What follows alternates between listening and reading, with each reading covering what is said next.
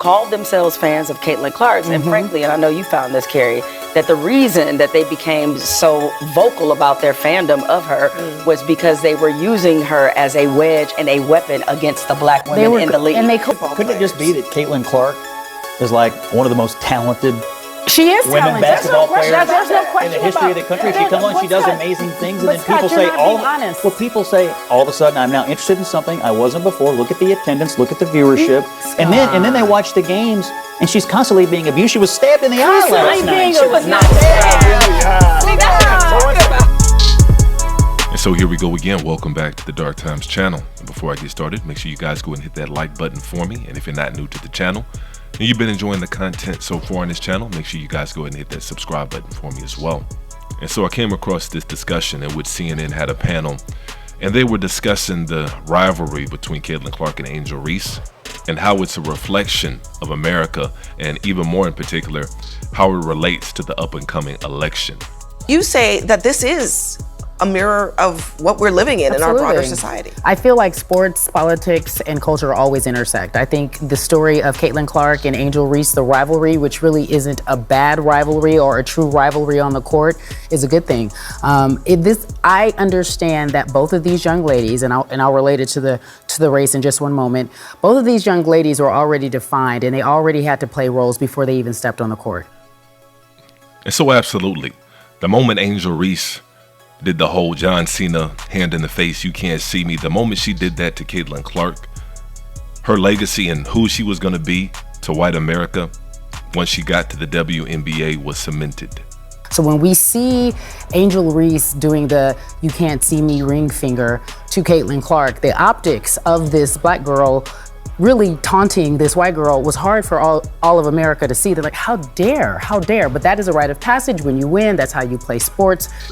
And Angel Reese doesn't even taunt like that. She was only taunting like that because that's the taunting mechanism in which Caitlin Clark was doing to everybody else.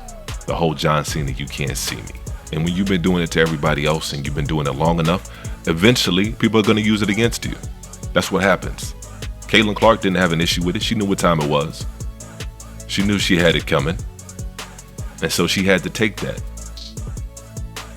But the reason why this relationship, this rivalry is so compelling is because it's what this country is built on. It's black and white. Co-opted the narrative because the league, the WNBA is the league of LGBTQA. Like you just don't want to. It's a third of the league is, and they're black women.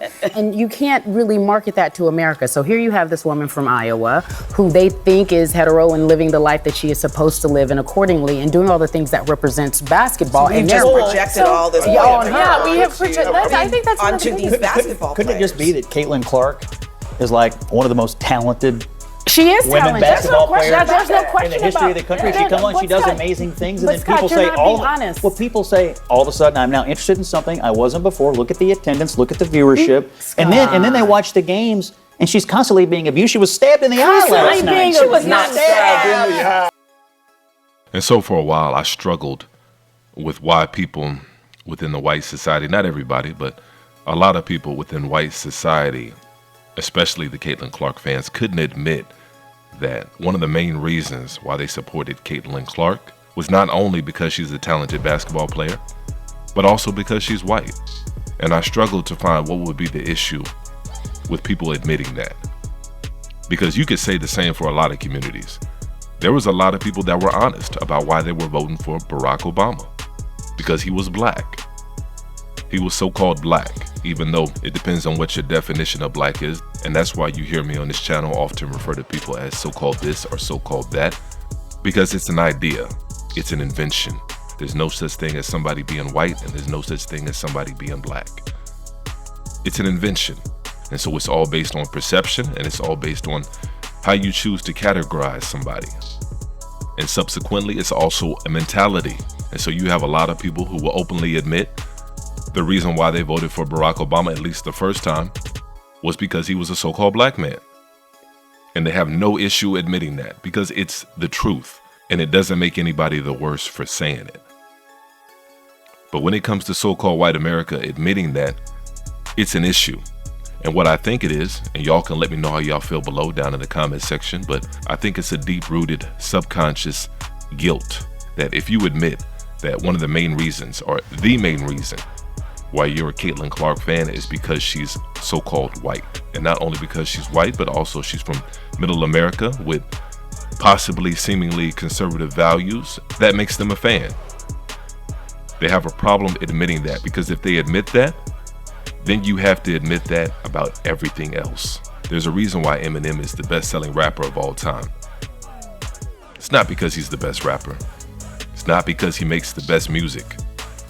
Because I don't know anybody who jams Eminem rolling down the street. I don't know anybody who does. He had a few good songs and he's a good lyricist, but he doesn't make good music. Not good enough to be the #1 best-selling rapper of all time. But he is because of the numbers. When you got 235 million white people in America compared to 48 million so-called black people, a Elvis Presley, a Madonna, a Elton John, and a Taylor Swift are going to be in the top 5 of the best-selling artists of all time. And Michael Jackson's in there, but I don't count Michael Jackson. Because let me tell you something about Michael Jackson. Michael Jackson was a genius. Because the only way that a Michael Jackson gets to the level of where Michael Jackson got to is if he does what he did to his skin and if he alters his appearance the way that he did.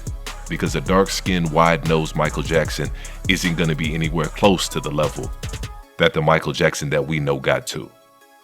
And Michael Jackson was somebody that was smart enough to understand that. He was somebody that was very introverted. He was somebody that was very reflective, somebody that was a deep thinker. And so he was smart enough to understand what he had to do to get to where he wanted to get to. Now, I'm not saying you have to agree with that, because I couldn't have done it.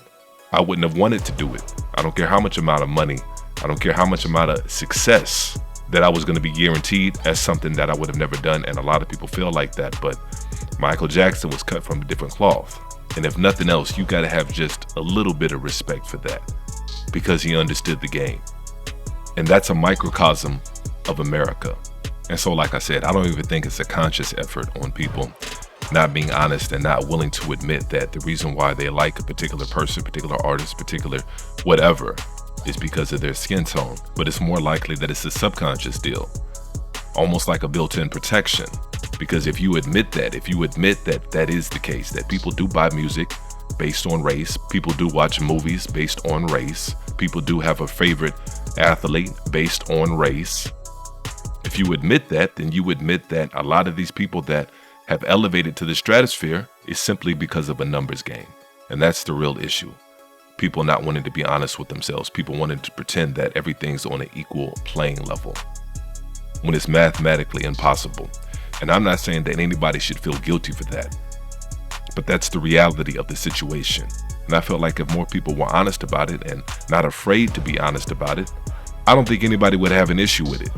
But nobody's doing that. People are pretending that it's all about basketball and making it seem like we're all crazy, knowing good and well that if Caitlin Clark was Shaniqua from Baltimore, we wouldn't know who she is.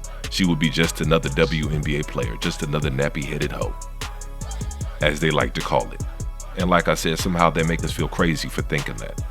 That's the issue. And I think that's the issue that a lot of us have. A lot of us have no issue with Caitlin Clark. I like Caitlin Clark. I think she's a hell of a basketball player, but I think she's limited.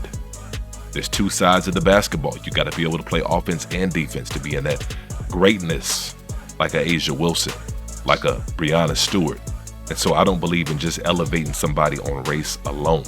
But on the other hand, I do understand the mindset of people who do want to do that. And I don't think there's anything wrong with a particular group of people wanting to see themselves represented, not only in their race, but in their values and their sexuality and all kinds of different political beliefs. I don't think there's anything wrong with that. If you want to be a fan of that, be a fan of that. But don't attack everybody else for not drinking the Kool-Aid, for not bowing down and saying that Caitlin Clark is the best thing since sliced bread. But those are my thoughts on it. And this is a much bigger discussion than this. It's not just about Caitlin Clark and Angel Reese. Race in sports is as old as American pie. And Caitlin Clark and Angel Reese are just part of a much bigger picture of the racial dynamics in America. And so I encourage everybody to feel free to chime in the comment section and try to keep the comments respectful. And let's have some dialogue. Let me know how y'all feel about it. I would love to hear y'all's thoughts. And as usual, peace and chaos.